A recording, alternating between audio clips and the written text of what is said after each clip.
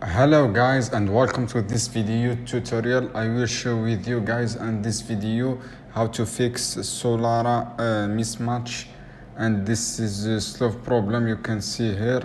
First guys thing you can you do is install this Solara and download again from the GitHub and this here, and extract both the file.